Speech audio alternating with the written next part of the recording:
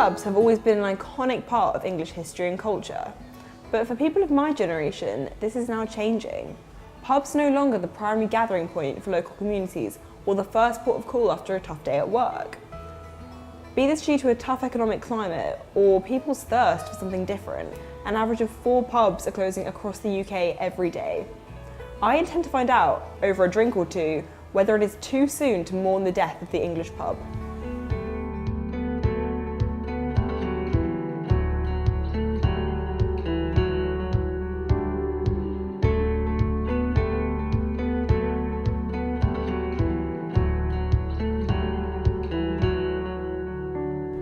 To find out more about pub culture, I'm here on Parker's Piece to meet Dr. David Beckingham, a cultural and historical geographer. Thank you for joining me. So you told me to meet you at Reality Checkpoint on Parker's Piece. Is there any particular reason for this?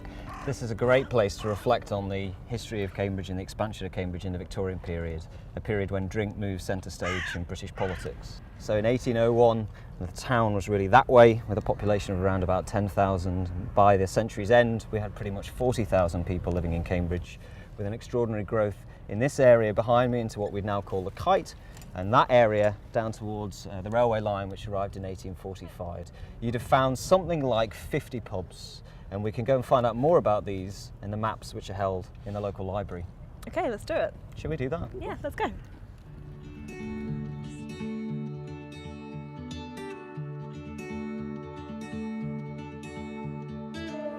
Okay, David, can you tell me what we're looking at here?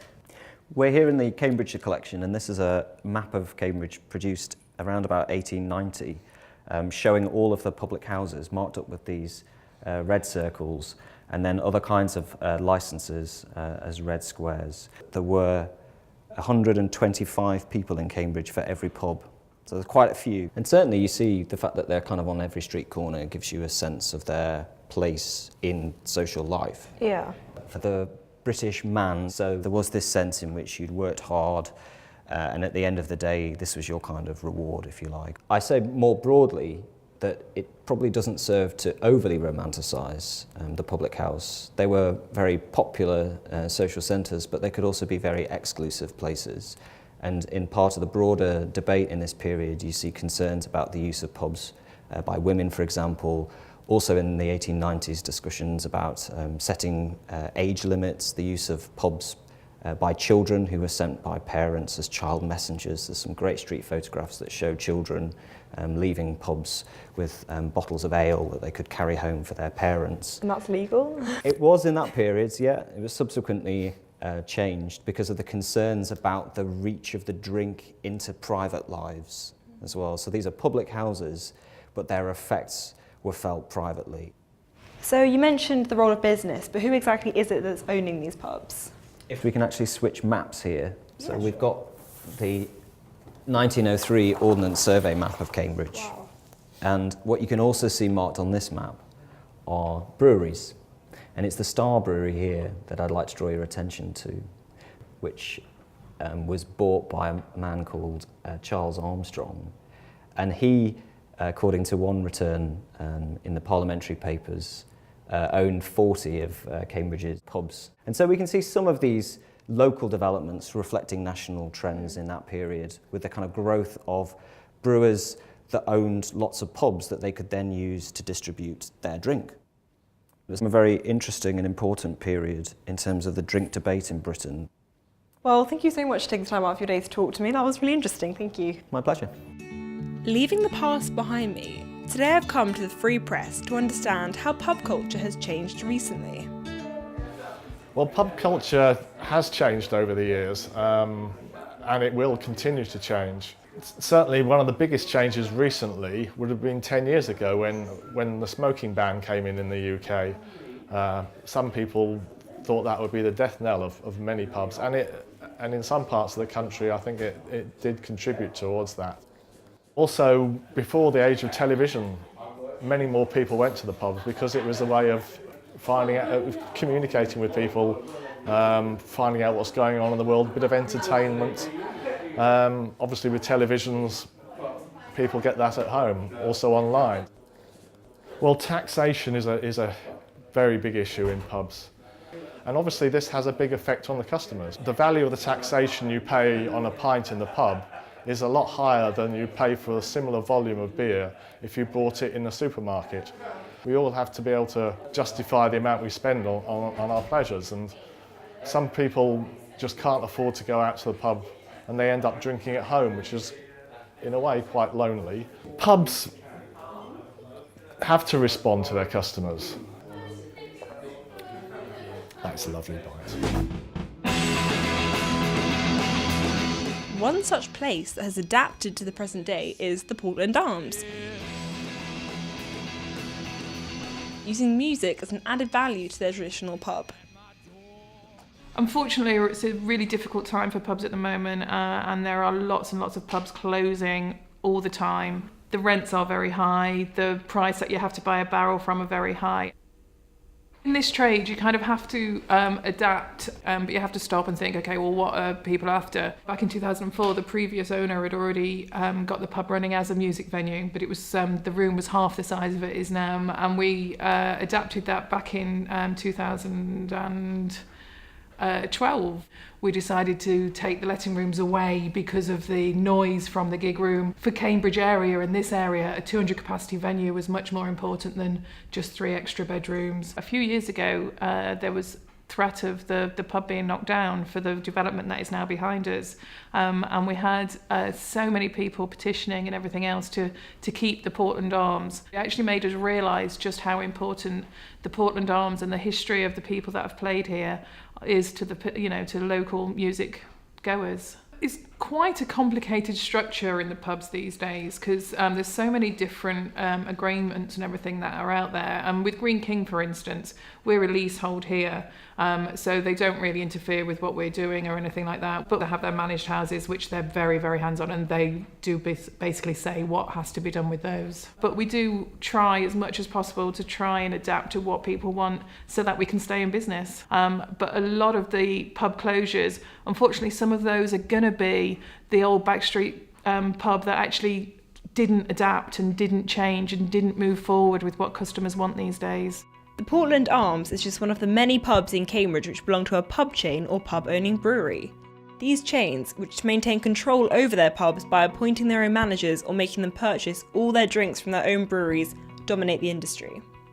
The main pub-owning chains in Cambridge include City Pub Company, Charles Wells, and a wide range of other names. The main one, however, is Green King, with over a third of the market. This leaves only 9 free houses in the city.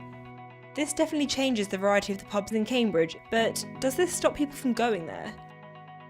I go to pubs approximately once a week. Once a week, Once a month, maybe? just to relax basically and chill. I know that Green King is far too big as a pub chain goes. They seem to be doing really well, but maybe that is just because they're chains. Most of the people I know, they are always in the pub. I just really don't know whether pubs are dying. So I don't think it is. It depends on how you see it and what you prefer. And what is it that people prefer nowadays? My next stop is Thursday, a drinking venue that offers an alternative to the traditional pub scene in Cambridge. We're at the Winter Gardens with Sam Owens, the owner of Thursday.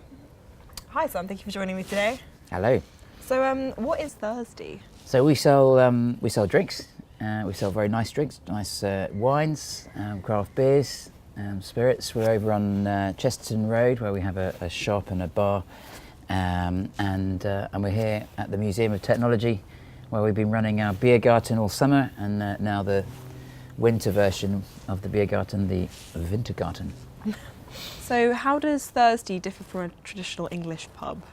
It feels a bit younger and funkier and less traditional, both in terms of the spaces, but also I think in terms of the ambiance or the whole ethos of what we've sought to create. Whether we take Chesterton Road as an example, Chesterton Road, it looks and feels like an old shop. It doesn't feel like a pub space as such. Nor does this space feel like a pub. You don't see many pubs in tents. So we're also a shop. You can buy stuff to take it home. So it's not just a place where you go and you sit down and you have a drink with us. We will go and, we did something in October where we turned up in a church. I'm not a church goer, but it was a great space to turn up. We brought a load of these tables along. We brought set up a bar inside the church. We've also got a bus which we bought off eBay, which is a converted bar. It's a mobile bar, so we can take that out to events. I think it's just all about getting out there and putting stuff on and making it interesting. So with the rise of companies such as yourself, do you think that pubs could be at risk in the future? Looking at the market in general, the last 10 years have seen some interesting changes. Obviously, we're seeing lots and lots and lots of pubs closing. You could argue a lot of those pubs that are closing, however, are pubs that are not successful, they're not popular. No one has a divine right to operate a business, whether that's a pub or anything else. So there's a big change in the establishments, I think, that people go to. You're seeing a rise of cocktail bars.